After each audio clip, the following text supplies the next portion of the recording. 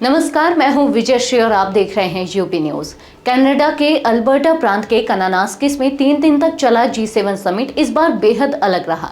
Global स्तर की बड़ी चुनौतियों के बीच ईरान इजराइल संघर्ष और रूस यूक्रेन युद्ध जैसे मुद्दों पर सदस्य देशों के बीच एक राय नहीं बन पाई। सबसे बड़ा झटका तब लगा जब अमेरिकी राष्ट्रपति डोनाल्ड ट्रंप अचानक समिट को बीच में ही छोड़कर अमेरिका लौट गए।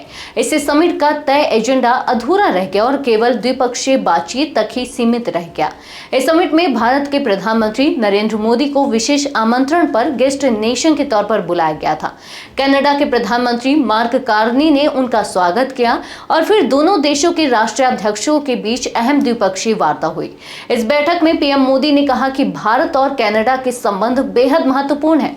उन्होंने G7 में भारत को आमंत्रित करने पर कनाडा का आभार जताया और कहा कि 2015 के बाद उन्हें एक बार फिर कनाडा आने का अवसर मिला है।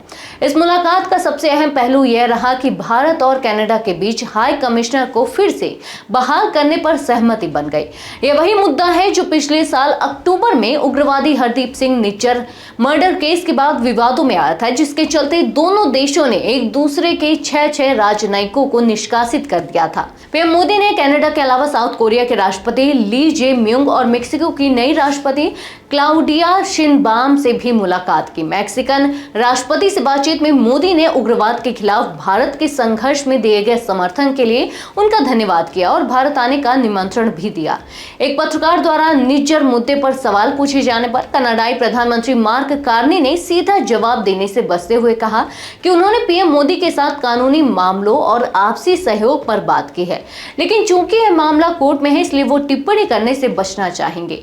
G7 समिट के दौरान मोदी और फ्रांस के राष्ट्रपति के बीच गर्मजोशी से मुलाकात हुई। वहीं इटली के प्रधानमंत्री जॉर्जिया मेलोनी के साथ पीएम मोदी ने फोटो खिंचवाई, जिसे मेलोनी ने सोशल मीडिया एक्स पर शेयर करते हुए लिखा, भारत और इटली के बीच गहरी दोस्ती है।